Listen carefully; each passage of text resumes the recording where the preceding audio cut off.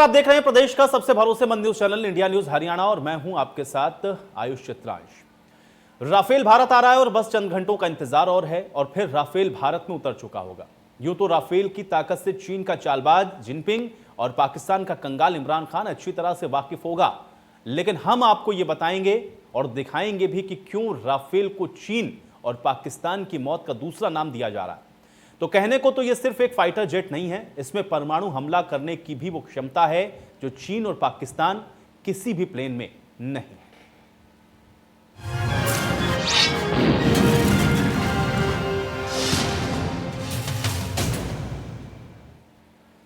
तो चीन से तनातनी के बीच राफेल की एंट्री हो रही है और फ्रांस का यह लड़ाकू विमान अब जल्द ही भारत आने के लिए निकल चुका है। चीन अभी से बैकफुट पर आ गया है क्योंकि राफेल का दमखम ऐसा है कि उसके आगे चीन के लड़ाकू विमान कहीं टिकते नहीं हैं। उसकी वजह भी यह है कि राफेल की गिनती दुनिया के सबसे खतरनाक फाइटर जेट में होती है। तो आइए आपको बताते हैं कि राफेल में आखिर क्या क्या खूबियां हैं।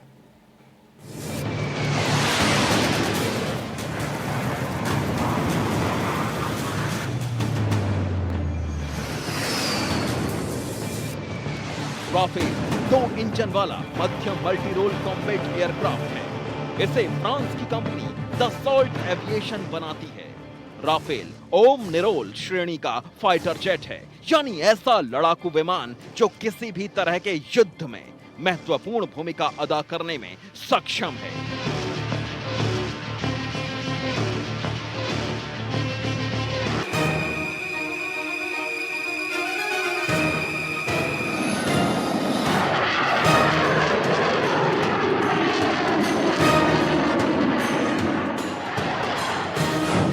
राफेल बी, इसमें 2 पायलट होते हैं, इसमें नेविगेटर लगा हुआ है।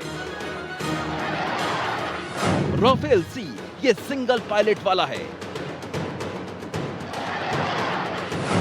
राफेल एम ये एयरक्राफ्ट कैरियर से टेक ऑफ और लैंडिंग कर सकता है।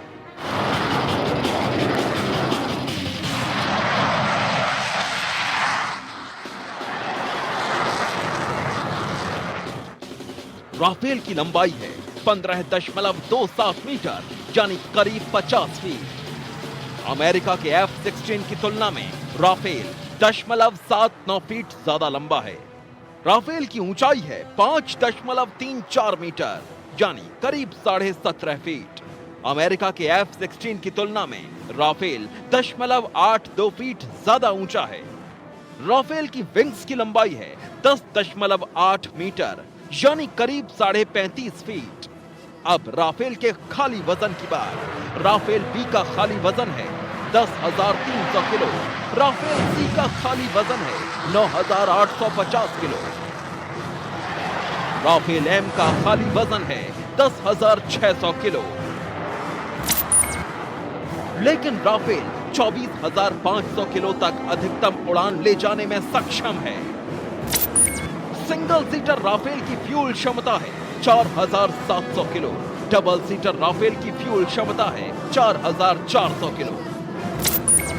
राफेल में M882 के 2 इंजन लगे हैं। अधिकतम स्पीड 1,912 किलोमीटर प्रति घंटा और मारक क्षमता 3,700 किलोमीटर तक, यानी करीब 10 टन वजन वाला राफेल अपने वजन से 2.5 गुना ज्यादा पेलोड के साथ उड़ान भर सकता है। राफेल बेहद कम ऊंचाई पर और बहुत ऊपर परफेक्शन के साथ उड़ान भर सकता है। हवा से हवा में मिसाइल दाग सकता है। हवा से जमीन पर मार कर सकता है। परमाणु हथियार लॉन्च कर सकता है। इतना ही नहीं, इस विमान में ऑक्सीजन जनरेशन सिस्टम लगा है और लिक्विड ऑक्सीजन भरने की इसमें जरूरत नहीं पड़ती।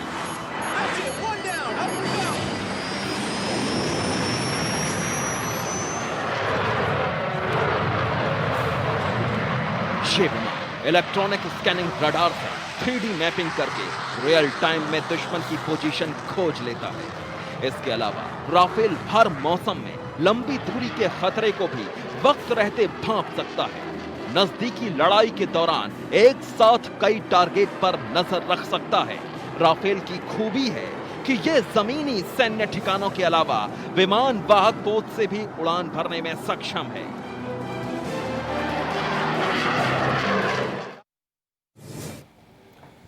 तो बस अब कुछ चंद हम ये कह सकते हैं कि चंद पलों का इंतजार है, उसके बाद जो फाइटर विमान है वो पहुंच जाएगा राफेल, और उसके बाद देखना ये होगा कि अब इससे जो भारत की शक्ति वो और कितनी ज्यादा बढ़ेगी और जो दुश्मन के मंसूबे हैं वो किस कदर और नाकाम होंगे। आज इसी पर चर्चा करेंगे। दो मेहमान मेरे साथ जुड़े हुए हैं, उनका परिचय मैं आपके साथ करवा देता हूं। कर्नल रिटायर सतपाल सिंह जी हमारे साथ जुड़े हुए हैं। कर्नल सतपाल सिंह जी, बहुत स्वागत आपका। और कर्नल रिटायर यूएस राठौर जी भी हमारे साथ जुड़ चुके हैं। कर्नल यूएस राठौर जी, आपका भी बहुत स्वागत है। सबसे पहले सतपाल सिंह जी, कर्नल आपसे ही मैं शुरुआत करूंगा। अब तो राफेल आने वाला है, किस तरीके से देखते हैं और खासतौर से भारत की अगर सैन्य शक्ति के लिहाज से इसको देखा जाए तो कितना महत्वपूर्ण मानते हैं?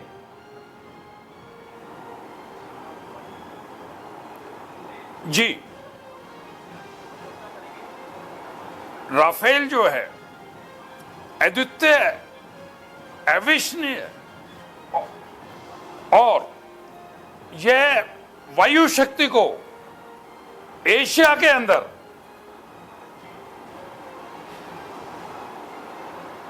एक डोमिनेंस एयरक्राफ्ट है। Omni role, multiple role, all weather aircraft है। Perfect weapon system, self beyond visual range से भी मार करता है। विजुअल सेंसर लगे हुए हैं। अगर हम वेपन को अगर किसी एयरक्राफ्ट को देखते हैं तो उसको तीन चीजें देखते हैं कि उनका इंजन, जो कि मशीन कैसी है, दूसरा उसका एवियोनिक्स सिस्टम क्या है, और उसका वेपनरी कैसा है।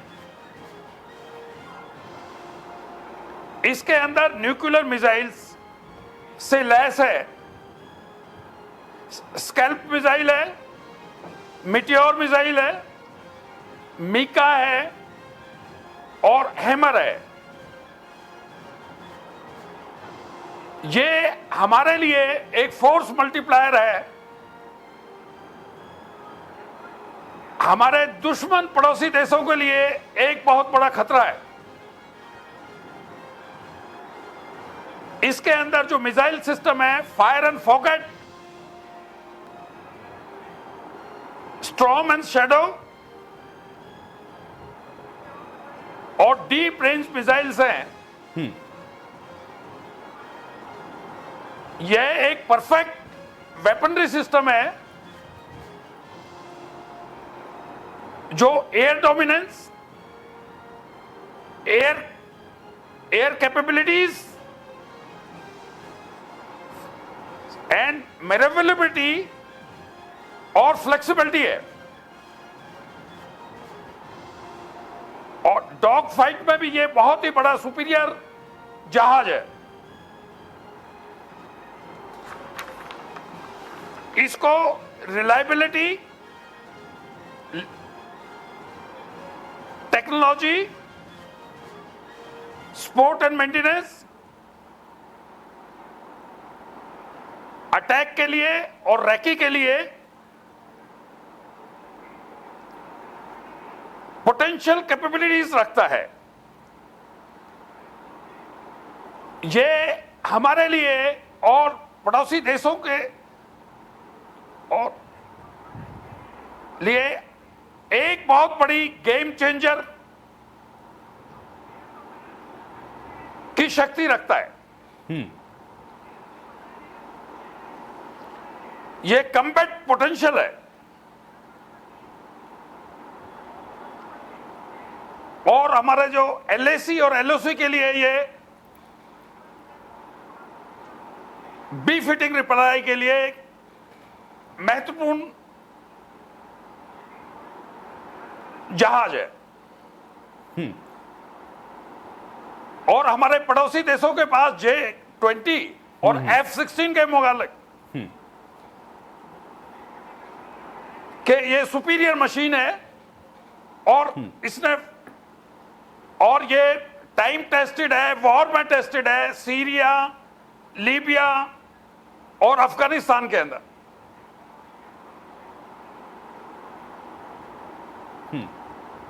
ये एक वायु शक्ति है, महान वायु शक्ति है। बिल्कुल, तो संतपाल सिंह जी, कुल मिलाकर हम ये कह सकते हैं कि एक बड़ा गेम जी। चेंजर है। ठीक है, इस पे मैं और भी चर्चा आपसे करूंगा, लेकिन यूएस राठौर जी भी हमारे साथ जुड़े हुए हैं, रिटायर्ड कर्नल यूएस राठौर जी। यही सवाल मेरा आपसे भी रहेगा। एक तो देखिए, बहुत लंबे समय से इंतजार था कि वायुसेना को भी इसकी दरकार थी, और अब तो वो हम ये कह सकते हैं कि बस अब कुछ चंद लम्हों का ही इंतजार है, हमारे पास होंगे ये जो लड़ाकू विमान। इसको आप कैसे देखते हैं भारत की वायु शक्ति के लिहाज से, और आप इसमें और क्या ऐड ऑन करना चाहेंगे जो संतपाल सिंह जी ने कहा, उससे थोड़ा सा और आगे बढ़ते हुए? देखिए आयुष, बालाकोट की एयर स्ट्राइक के बाद प्रधानमंत्री मोदी ने खुद कहा था कि अगर राफेल होते तो और होती। F-16 के साथ जब डॉग फाइट हुई बालाकोट के बाद, तो कुछ कमियां उभर कर सामने आई और देखा गया कि मिराज और सुखोई दोनों F-16 के सामने थोड़े से कमजोर पड़ रहे थे। बात दूसरी है कि एक MiG-21 ने एक F-16 गिरा दिया, जो कि अपने आप में एक रिकॉर्ड। बात करते हैं राफेल की। संतपाल जी ने काफी चीजें बता दी हैं। सबसे बड़ी बात जो राफेल के साथ है वो ये है कि मल्टी रोल। दूसरी बात है कि इसके अंदर सर्वाइविलिटी की क्षमता है, अपने आप को बचा के रख सकता है। जो नेक्स्ट बात इसकी है, एंड्योरेंस इसका कमाल का है। एंड्योरेंस वहां पर कुछ बैटलफील्ड्स में इसने 9-9 घंटे लगातार काम किया है। एक चीज और बता दूं, एक जहाज रिफ्यूलिंग सभी ने सुनी होगी, लेकिन ये जहाज अपने दूसरे जहाज से भी तेल ले सकता है, जिसको बडी रिफ्यूलिंग कहते हैं। बाकी जहाज एयर टैंकर से लेते हैं, ये बडी रिफ्यूलिंग कर सकता है, दूसरे जहाज से ले सकता है। तो ये इसकी एंड्योरेंस की खासियत है। जहाँ बात आती है कि इसके अंदर जो वेपन्स हैं वो बहुत ही आधुनिक वेपन, जैसा कि कर्नल संतपाल ने बोला कि इसके अंदर मेटियोर मिसाइल है, इसमें मीका है, इसमें स्कैल्प है। स्कैल्प एक्चुअली क्रूज मिसाइल है, और साथ में अभी हमने हैमर का भी ऑर्डर दिया है कि हैमर भी आए। ये सारी चीजें इसके अंदर में लग रही हैं। ये स्पाइस बॉम्ब भी डालने के काबिल है। तो इसमें एक बहुत फ्लेक्सिबिलिटी है ऑपरेशन के मुताबिक, युद्ध के मुताबिक अम्युनिशन ले जाने की। बात बाकी जो ये इसमें वजन उठाने की क्षमता है, एयर रिफ्यूलिंग कर सकता है, और सबसे बड़ी बात जो है, चीन के जितने भी एयरबेस हैं वो हाई एल्टीट्यूड में 14,000 फीट 16,000 फीट की ऊंचाई पर है, जिसमें कि उनके एयरक्राफ्ट की क्षमता अपने आप गिर जाती है। तो अभी आप देखें कि राफेल का जो हम ला रहे हैं, एक स्क्वाड्रन अंबाला में और एक हाशीमारा में, इसी निगाह से रखा गया है कि पाकिस्तान लद्दाख और ईस्टर्न सेक्टर की देखभाल। तो ये सारी चीजों की खूबियां हैं। लेटेस्ट वेपनरी है, बहुत अच्छा इसका एंड्योरेंस है, पायलट को अवेयरनेस होती है, और इसकी सर्वाइविलिटी जो है बैटल फील्ड में बहुत अच्छी है। तो ये अब कहा जा रहा है कि अगर एक राफेल हवा में उड़ेगा तो पाकिस्तान या चीन को 2 F-16 या 2 J-20 उड़ाने पड़ेंगे इसको चेक करने के लिए। ऐसी इसकी क्षमता की बातें हो रही। लेकिन बात यह है कि 5 जहाज जो कि हाफ स्क्वाड्रन से भी कम है, आधे स्क्वाड्रन से भी कम इनकी नफरी है और इनके अंदर 2 जहाज ट्रेनर हैं, डबल सीटर हैं, वही आ रहे हैं। तो इतना बड़ा हाइप भी ज्यादा हो रहा है, लेकिन कुल जमा ये जहाज अच्छा है और इसके आने से भारतीय वायुसेना को एक बहुत बड़ा बूस्ट मिलेगा। तो ये कल एक ऐतिहासिक दिन होगा जब अंबाला एयरबेस पे रफाल उतरेंगे। आप खुद ही देख लीजिए, 7,000 किलोमीटर का सफर एक रिफ्यूलिंग के साथ यूएई में उतरे, सिर्फ पायलट की उसके लिए, अदरवाइज मशीन ये थकती नहीं। तो इसकी वजह से एक जहाज को कई पायलट उड़ा सकते हैं, ये शिफ्ट में उड़ाया जा सकता है। ऐसी चीजें, इसमें कई खूबियां हैं। बिल्कुल ठीक है, बिल्कुल ठीक है। इस चर्चा को थोड़ा और आगे बढ़ाते हैं। सतपाल सिंह जी, देखिए, क्योंकि जब हम लोग जब राफेल की चर्चा कर रहे हैं तो जाहिर बात है कि जो अपने पड़ोसी हैं और खासतौर से वो जिनके साथ सीमा पर जो तनाव है वो हमेशा बरकरार रहता है, चाहे हम पाकिस्तान का जिक्र कर लें या फिर हम चाइना का कर लें। इन दोनों की ही अगर हम लोग वायुसेना की जो मारक क्षमता है या उनका वायुसेना का जो बेड़ा है, अगर उससे हम तुलना करें, और उसके बाद जब राफेल, अभी तो चलिए 5 हैं, जब 35 पूरे आ जाएंगे तो उसके बाद हम लोग इसको किस तरीके से देख सकते हैं और खासतौर से पूरे दक्षिण एशिया के अंदर ये किस तरीके से गेम चेंजर साबित होगा? क्योंकि आपने जिक्र किया कि ये गेम चेंजर होगा, तो थोड़ा सा उसको बताइए कि ये गेम चेंजर कैसे होगा, ये मैं आपसे जानना चाह रहा हूं। जी, कि जैसा मैंने पहले बताया था आपको कि जो मशीन है, इंजन है, ये बहुत ही मॉडर्न मशीन है, रिलायबल मशीन है, और इसमें जो वेपनरी सिस्टम है वो भी बहुत ही टेक्नोलॉजिकली बहुत ही स्ट्रांग है और सिंपल टेक्नोलॉजी है जिसको स्पोर्टिव मेंटेनेंस है। और इसके अंदर जो रैकी एंड अटैकिंग कैपेबिलिटीज हैं और मैन्यूवरेबिलिटी, डॉग फाइट, ये जो इसके कैरेक्टरिस्टिक्स है वो बाकी पड़ोसी देशों से जो उनके पास में फाइटर एयरक्राफ्ट है उनसे ये एक सुपीरियर एयरक्राफ्ट है। और इसकी जो डिप्लॉयमेंट है, जो कम्बैट रेडियस है, वो हमारे तिब्बत के डेप्थ एयर बेसिस तक हम लोग इसको कवर करते हैं। और जो इसको हम डिप्लॉयड करेंगे हमारे देश के अंदर, अंबाला और हासीमारा, अंबाला से लद्दाख सेक्टर और पाकिस्तान के बेसिस कवर होंगे और हासीमारा से ईस्टर्न एरिया में वो एरिया पूरा कवर होगा। और ये एक फोर्स मल्टीप्लायर है जो कि दुश्मन के पास नहीं है। मैं बात करूं चाइना की J-20 की, उनकी मशीन जो है वो इतनी सुपीरियर टेक्नोलॉजी की नहीं है, मैन्यूवरेबिलिटी नहीं है, उसमें इतना मिसाइल सिस्टम नहीं है और उसका कम्बैट रेडियस भी नहीं है। और पाकिस्तान की बात करें हम F-16 की, उससे बेटर ये मशीन है। और इन दोनों ने J-20 ने अभी तक कोई पार्टिसिपेट नहीं किया है वॉर के अंदर, और ना ही F-16 ने किया, सिर्फ हम बालाकोट के टाइम में F-16 ने किया था। तो ये आप F-16 का जो अभी कर्नल साहब ने बताया था कि हमारे F-16 को हमारे उसने लॉक करके उसको जो है खत्म कर दिया। तो ये एक सुपीरियर मशीन है, फोर्स मल्टीप्लायर है, और पूरे दक्षिण एशिया में ये एक विशाल वायु शक्ति है जो कि हमारे दुश्मन पड़ोसी देश को एक बहुत ही खलबहाट हो चुकी है उनके अंदर, क्योंकि हमारी वायु शक्ति और हमारी क्षमता और सक्षमता बहुत ही मजबूत हो गई है और उन लोगों के लिए एक खतरा साबित हो गया है। यूएस राठौर जी, क्योंकि हम लोग जब पड़ोसी के साथ तुलना करते हैं तो देखिए पाकिस्तान के पास तो जो F-16 है उसका तो हम लोगों ने हाल ही के अंदर देख लिया था कि जब एयर स्ट्राइक हुई थी तो किस तरीके से उनका जो F-16 था उसको तो मिग नहीं मार गिराया था।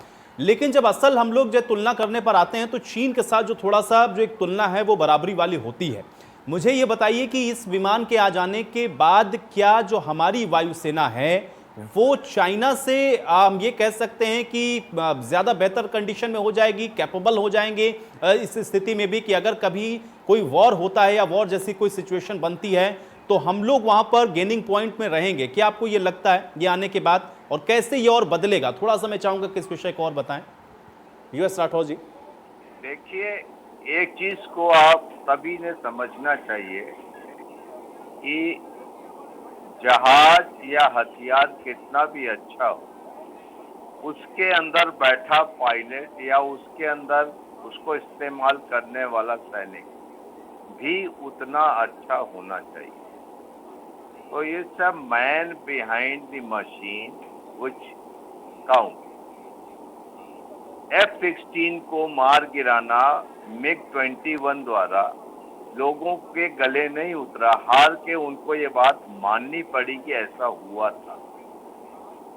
राफेल के साथ जो अभी चीज है 4.5 जनरेशन का एयरक्राफ्ट है, और इसके जितने आर्मामेंट हैं उन आर्मामेंट की सानी अभी चीन या पाकिस्तान या दक्षिण एशिया के किसी मुल्क के पास ऐसे आर्मामेंट नहीं है। मिसाल के तौर पे मीटियोर मिसाइल जो है एयर टू एयर 120 किलोमीटर की रेंज है। आप एलओसी या बॉर्डर के अपनी तरफ उड़ते हुए अगर फायर कर दें तो 100 किलोमीटर के अंदर कोई दूसरा जहाज जो आपकी तरफ आ रहा है उन्हीं के इलाके में गिर जाएगा। यह एक न्यूक्लियर कैपेबल एयरक्राफ्ट है।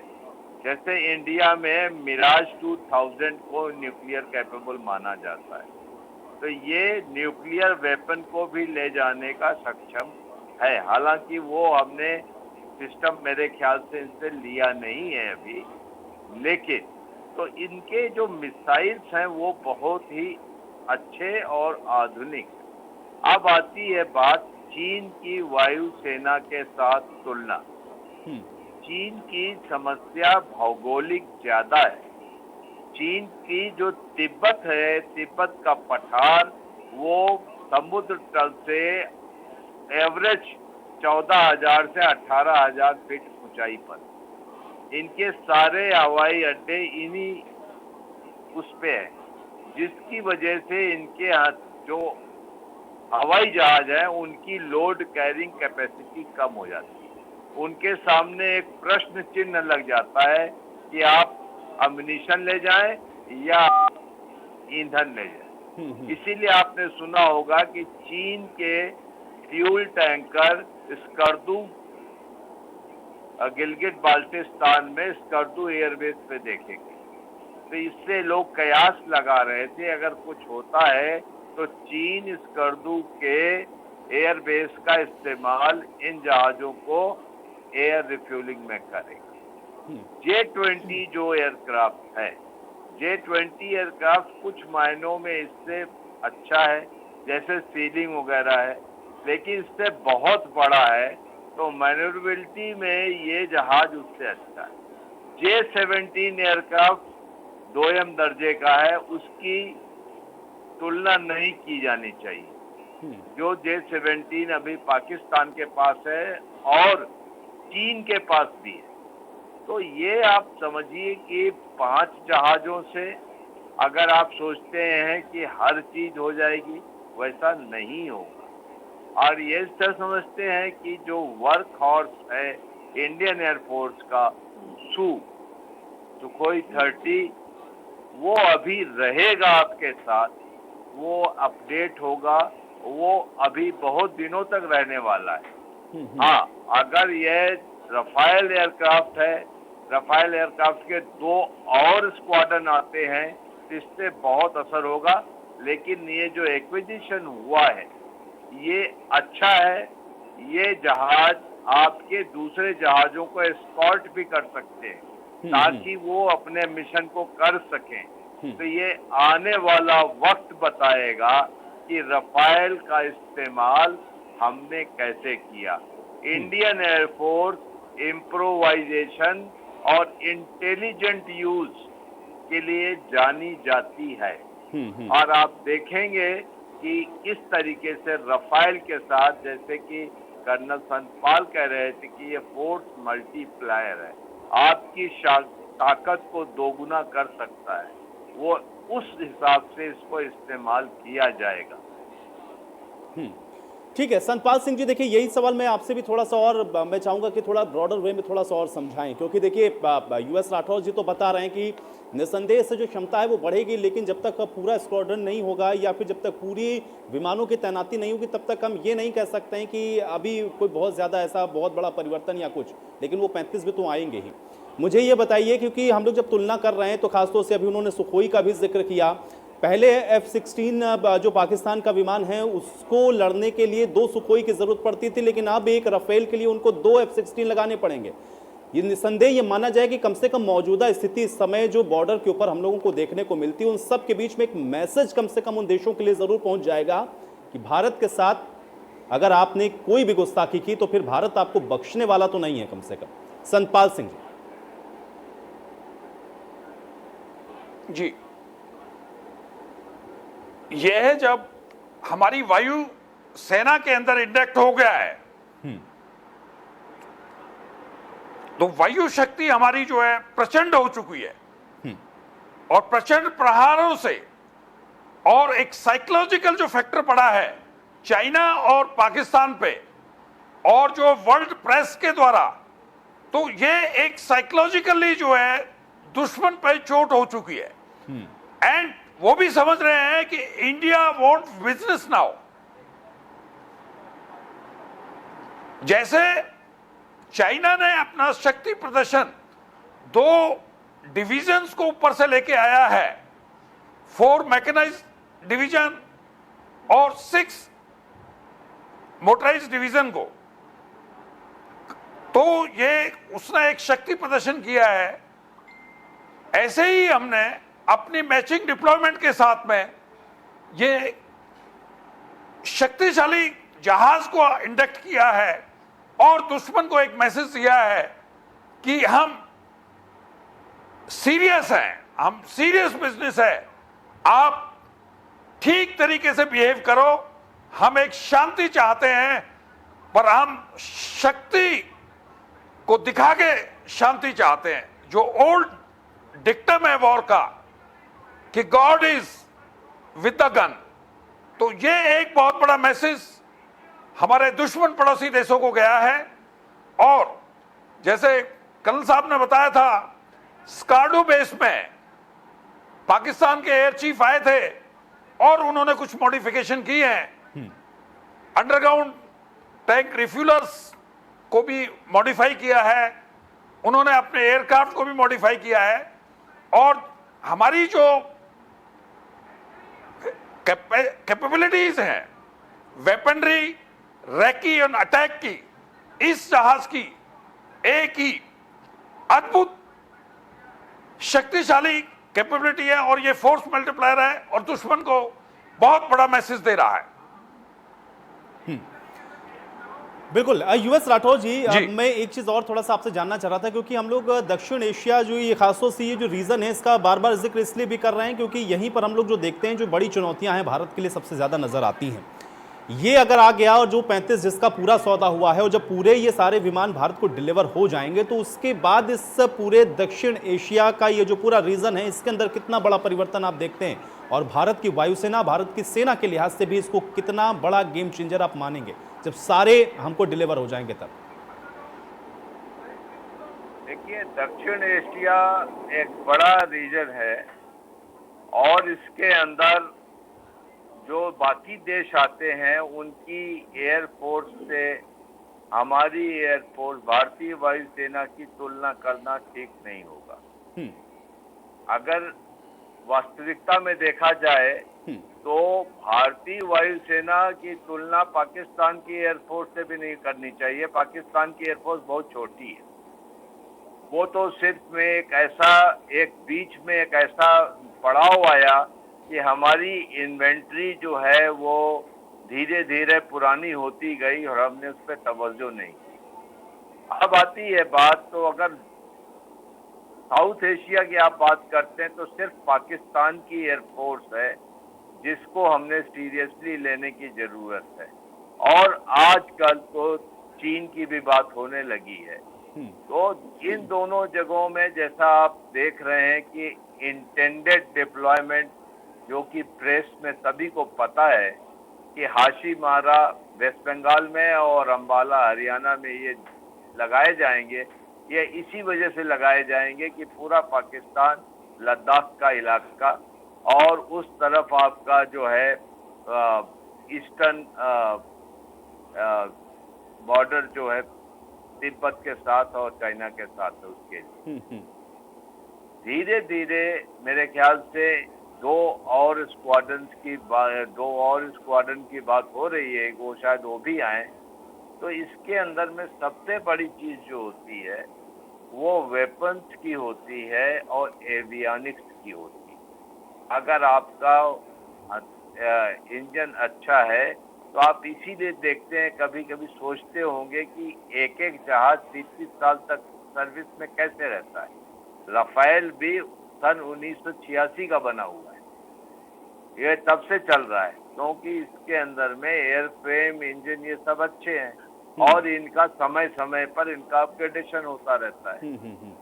ये इस तरीके से ये जहाज है और इसको 4.5 आपके जनरेशन माना जाता है।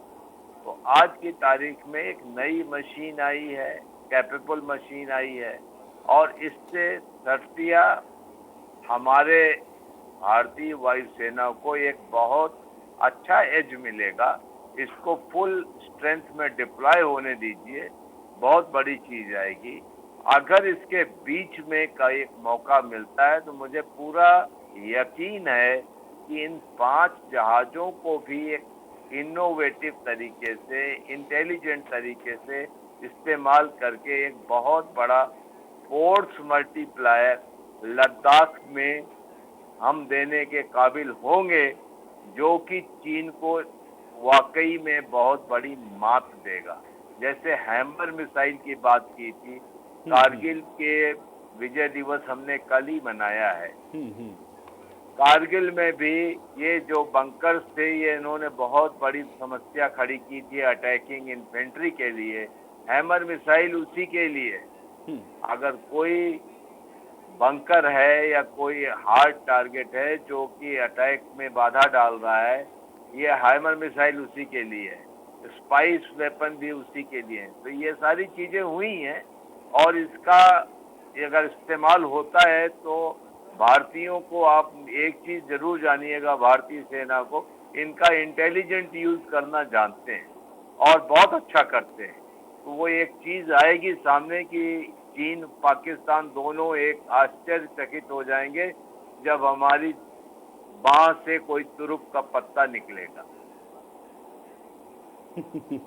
ठीक है संतपाल सिंह जी, चलिए जो बात यूएस राठौर जी ने कही थोड़ा सा और आगे बढ़ाते हैं और आपका वेलकम फाइनल कमेंट में जरूर चाहूंगा कि देखिए पाकिस्तान के साथ तो कोई तुलना नहीं हो सकती, पाकिस्तान के साथ तो किसी स्तर पर कोई तुलना हम लोगों की नहीं है, लेकिन अब चूंकि वो वहां से प्रॉब्लम क्रिएट करता रहता है इसलिए उसको मैसेज देना समय समय पर जरूरी है और वो मैसेज उसको पहुंच भी जाता है। चीन के साथ लेकिन अभी जो हालिया हालात हम लोगों के बने हुए हैं, जिस प्रकरण को भी हम लोग बहुत समय से देख रहे हैं, ऐसे समय में ये जो 5 राफेल हैं इनका आना और उसके बाद पूरी तरीके से जब सारी डिलीवरीज हो जाएंगी तो उस वक्त क्या हम ये मान के चलें कि कम से कम अब चीन के लिए भी एक बहुत सख्त और तगड़ा मैसेज हो जाएगा कि हाँ भाई अब भारत को आंख दिखाना या फिर वो पुरानी गलती वो दोहरा नहीं सकता। संतपाल सिंह जी, फाइनल कमेंट आप। जी, ये एक वायु शक्ति का प्रदर्शन है जो इतनी स्ट्रॉन्ग मशीन है, इंजन, वेपन सिस्टम और एवियोनिक्स, रैकी और कम्बैट पोटेंशियल, अटैकिंग फोर्स ये जहाज देता है। और ये जहाज न केवल वायुसेना टू वायुसेना, एयर डोमिनेंस और डॉग फाइट, ये आर्मी को भी, थल सेना को भी 100% इफेक्टिव सपोर्ट देगा और नेवल के लिए भी ये एक एसेट है। तो मैं ये कहना चाहता हूं, ये एक बहुत बड़ा फोर्स मल्टीप्लायर है और पड़ोसी देशों के लिए एक बहुत बड़ा कड़ा संदेश है। ठीक है सतपाल सिंह जी, अब इसी के साथ मुझे चर्चा जी। समाप्त करनी होगी। बहुत शुक्रिया अपना समय निकालने के लिए, और कर्नल यूएस राठौर जी आपका भी बहुत शुक्रिया अपना समय निकालने के लिए। हालांकि अब 5 जो राफेल हैं वो अंबाला पहुंच जाएंगे और उसके बाद निस्संदेह भारत की जो वायु शक्ति है वो और बढ़ेगी। लेकिन अब दुश्मनों को भी ये जो मैसेज है वो साफ तौर पर पहुंच गया है कि भारत को अगर उसने आंख दिखाई तो भारत अब उनको बख्शने वाला नहीं है। आज बड़ी बहस में मेरे साथ फिलहाल इतना है।